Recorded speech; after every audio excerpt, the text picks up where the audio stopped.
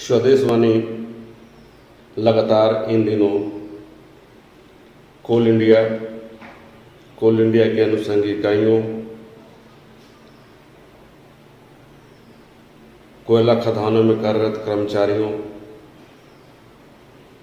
की सुविधा व वेतन बढ़ोतरी को लेकर होने वाले नेशनल कोल वेज एग्रीमेंट 11 को ले गठित JBCCI की बैठक से संबंधित व अन्य सूचनाएं लगातार दे रहा है। नमस्कार, मैं सत्येंद्र कुमार सिंह। इसी क्रम में आपको यह जानकारी देना जरूरी है। JBCCI 11 का गठन कर दिया गया है, जिसमें इंटक को अलग रखा गया है। 10वें बैठक में भी इंटक अलग था। अभी तिथि की घोषणा नहीं की गई है कि कब हम लोग JBCCI की बैठक की तिथि की जानकारी लेंगे और मजदूरों में एक नया उत्साह भरेगा, नया उत्साह आएगा कि चलो अब एग्रीमेंट के लिए जो बैठक होनी है JBCCI की, वह जल्दी बैठक तय कर दी गई है और बैठक में तमाम मुद्दों पर चर्चा होगी।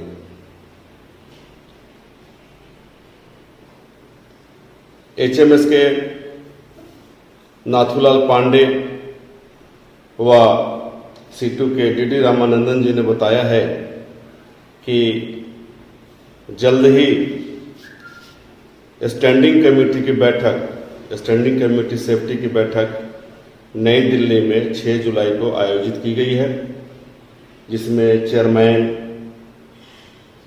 कोल सेक्रेटरी, कोल इंडिया के चेयरमैन, मंत्रालय के अधिकारी समेत CIL के तमाम अनुषंगी इकाइयों के CMD की उपस्थिति रहेगी। संभव है उस बैठक में यह तय की जाएगी या वहां यह सूचना दे दी जाएगी कि JBCCI की बैठक कब होनी है। आश्चर्य इस बात का है कि JBCCI के बैठक की सूचना अभी आई नहीं कि केंद्रीय श्रम व रोजगार मंत्री संतोष गंगवार ने गुरुवार को अपने संसदीय कार्य क्षेत्र पहुंचे। सभा में वहां एक मीडिया से बात करते हुए कह दिया कि लेबर कोड अर्थात श्रमिकों के लिए अभी तक बनाए गए 44 कानूनों को समाहित कर महज 4 कोड में समेट दिया गया है और इसे लागू करने के लिए केंद्र सरकार प्रतिबद्ध है। आश्चर्य तो इस बात का है कि मंत्री ने कहा है कि इस कोड को लागू करने के लिए भारतीय मजदूर संघ भी बार बार आग्रह कर रहा है। यह खबर फैलते ही कोल इंडिया में मायूसी छा गई है।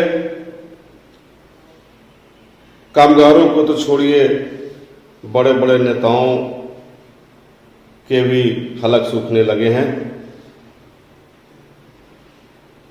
लोग यह कहने लगे हैं कि अब यह कानून बन गया है तो स्वाभाविक तौर पर इसे लागू कर दिया जाएगा, जिसका नुकसान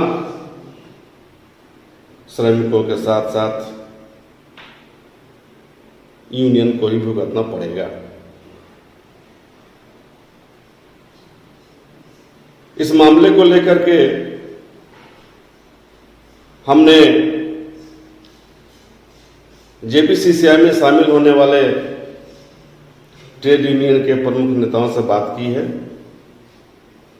उन लोगों ने भी इस बात को लेकर काफी गंभीरता जताया है। नाथूलाल पांडे HMS के हैं और जेपीसीसीआई के मुख्य मेंबर में शामिल हैं। इन्होंने तो यहां तक कह दिया है कि अब तो इसे कानून बना दिया गया है, ये लागू होना ही है, आज हो या कल हो, हम लोग इसे अब रोक नहीं पाएंगे। हालांकि हम लोग विरोध कर रहे हैं।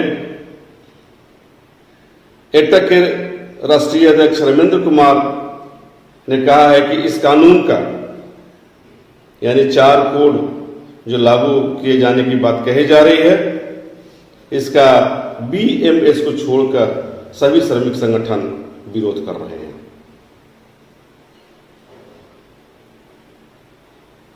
कारण कि यह कोड ना तो श्रमिक हित में है और न ही यूनियन के हित में, ना ही देश हित में। बहुत मुश्किल से कोल इंडस्ट्री समेत अन्य उद्योगों को राष्ट्रीयकरण किया गया था, जिसमें श्रमिकों को बहुत सारी सुविधाएं दी जा रही थी। कार्य की अवधि जहां 12 घंटे और 16 घंटे हुआ करते थे, उसे घटाकर 8 घंटे कर दी गई थी। लेकिन अब फिर से कामगारों को 8 घंटे के बजाय 12 घंटे करने होंगे अगर यह कोड लागू हो गया।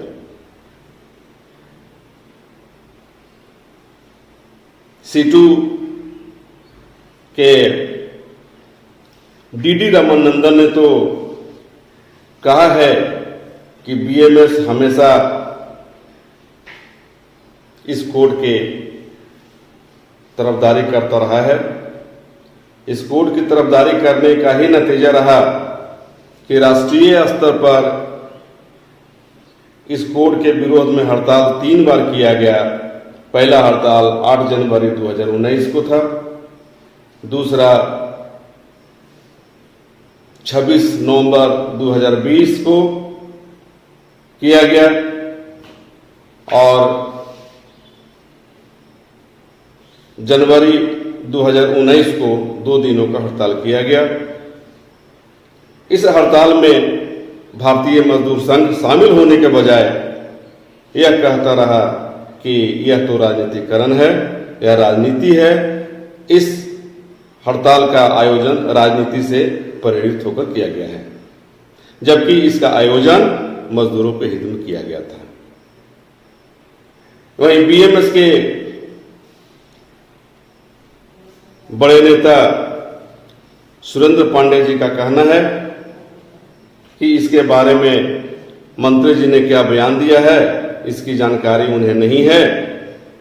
अगर उन्होंने कुछ कहा है तो हमें उसका प्रमाण दिया जाए, मैं मंत्री से बात करूंगा। और सवाल यहां यह उठता है कि मंत्री तो झूठ नहीं बोलते या नहीं बोल रहे होंगे, लेकिन अब चूंकि BMS का पोल खुल गया है तो BMS के अधिकारी, पदाधिकारी, नेता अब कुछ भी बोलने से बच रहे हैं। तो आइए हम सुनते हैं ट्रेड यूनियन के कई नेताओं से बातचीत के कुछ अंश जिन्होंने इसका विरोध किया है, 4 कोड का विरोध किया है, लेकिन वे बेबस हैं। वे अब कुछ नहीं कर सकते क्योंकि यह कानून का रूप ले चुका है और कई राज्यों में इसे लागू करने का प्रयास भी किया गया। कुछ राज्यों में हो भी चुका है और कुछ राज्यों में इसका विरोध भी किया जा रहा है। तो आइए हम सुनते हैं एक एक कर ट्रेड यूनियन के नेताओं ने क्या कहा। श्रम मंत्रालय के मंत्री उनका ये बयान आया है कि 4 कोड जो बना है 44 कानूनों को लेकर के, तो उसमें ये वकालत हो रही है BMS की तरफ से। क्या हो रही थी? अच्छा है। हाँ अच्छा, इसको जल्दी लागू किया जाए। मंत्री ने कहा है कि बीएमएस का आग्रह आ रहा है बार बार कि इसको लागू किया जाए। हाँ, तो बीएमएस उनकी संस्था है, वो करेगी, मंत्री के कहने से कर रही। तो इसमें क्या हम लोग उस पर आंदोलन करेंगे कि उसका विरोध कैसे करेंगे फिर? अब देखते भी रास्ता निकालेंगे और लोगों से बात करेंगे। जी जी। क्या कि अगर वो लागू हो गया तब तो काफी परेशानी हो जाएगी। बहुत परेशानी, लागू तो होगा, रोक नहीं पाएंगे, इसलिए कि कानून बन चुका है। जी। रिजेक्ट नोटिफाई हो गया, केवल लागू होने की बात है, कोई रूप से रोका है। अच्छा, कुछ स्टेट में इसका विरोध भी चल रहा है नहीं, जिसके कारण हाँ, लागू नहीं चल हो रहा पाया। है। किस स्टेट ने कह दिया है, बंगाल ने कह दिया, कुछ जगह तो चल रहा है। जी। हम्म। ये पूछ रहे थे कि जेपीसीसी बैठक का कुछ आया डेट वेट? अभी तक तो आया नहीं। चांस है आने का? हाँ, मीटिंग कभी न कभी होगी, मीटिंग कैसे नहीं। अच्छा, ये आपके श्रम मंत्री जो हैं भारत सरकार के, उनका एक बयान आ रहा था कि 4 कोड जो लागू करना, तो उसके लिए सरकार तो प्रतिबद्ध है ही, और बीएमएस की तरफ से भी बार बार आग्रह जा रहा है कि भाई इसको जल्दी लागू किया जाए। तो इसमें क्या एटक की तरफ से कोई विरोध होगा इसका? हम तो कोर्ट का विरोध ही कर रहे हैं, तो और क्या बोल।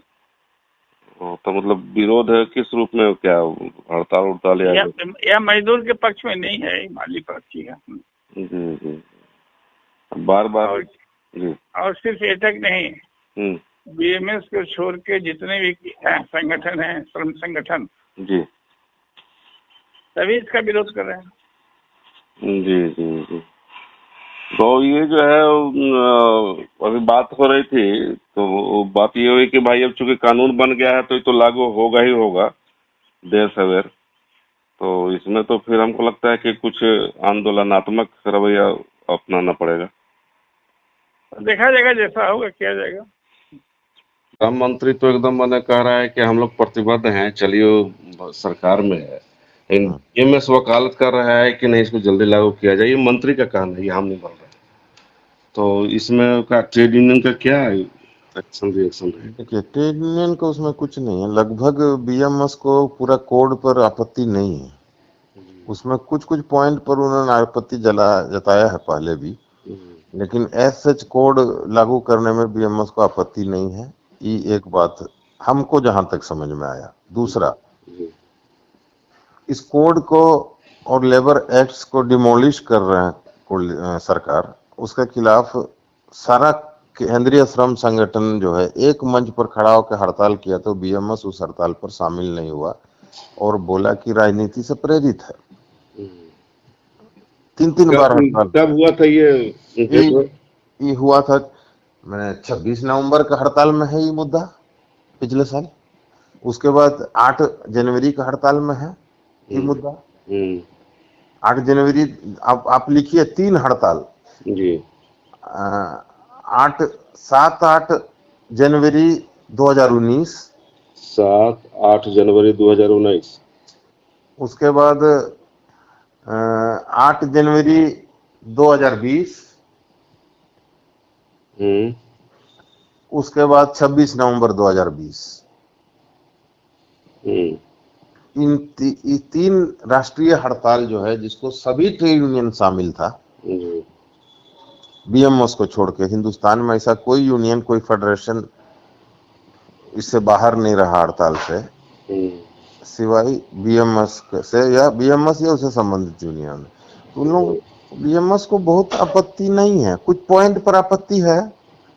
जैसे अखबार में आ रहा था कि कुछ कुछ मुद्दे पर मंत्री को चिट्ठी लिखा, कुछ आपत्ति है, लेकिन ऐसे बयान लार्ज बीएमएस, हमको जहां तक समझदारी है उस हिसाब से बीएमएस कोड के साथ है। और कोड जो मैंने कोड जो बनाया है उसके साथ है, और साथ साथ इसीलिए उसका खिलाफ उन्होंने कोई संघर्ष किया नहीं। कोई भी हड़ताल बीएमएस ने लेबर कोड के खिलाफ नहीं किया है। देश राष्ट्रीय हड़ताल अपने भी नहीं किया, और जो संयुक्त रूप से जो 10 सेंट्रल ट्रेड यूनियन और बैंक, इंश्योरेंस से लेके जितना भी लोग एक साथ किया, उसमें वो शामिल नहीं है, हम जहां तक समझे हैं। कहते कि मंत्री जी जो हैं श्रम मंत्री, उनने कहा है कि भाई 4 कोड को लागू करने के लिए बीएमएस बार बार आग्रह कर रहा है। क्या मामला है इसमें?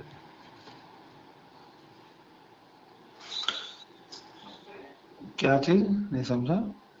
श्रम मंत्री जो है ना, उन्होंने ये कल एक बयान में कहीं कहा है किसी अखबार को कि जो भी मतलब 4 कोड जो बने हैं कोल इंडस्ट्री या अन्य इंडस्ट्रीज के लिए, उस इंडस्ट्रीज में जो 4 कोड लागू होने हैं तो सरकार उसके लिए प्रतिबद्ध है और इसको लागू करने के लिए बीएमएस की ओर से बार बार आग्रह आ रहा है कि आप जल्दी इसको लागू करिए। अब तो भेजिए जरा, कहाँ कटिंग है आपकी, है आपके पास उसका रेफरेंस? नहीं, उनका कॉन्फ्रेंस तो नहीं है, कहीं है वो, देखा है मैंने उनका बयान। भेजिए जरा एक बार, देखिए जरा कहाँ मंत्री जी ने कहा। उन आपकी संज्ञान में नहीं है क्या? अरे भाई इतनी ऊंची बात हमारे, हम लोग तो बड़े लोग नहीं है। देखिए कोई रेफरेंस अगर है तो भेजिए, फिर उस पर पूछताछ करेंगे।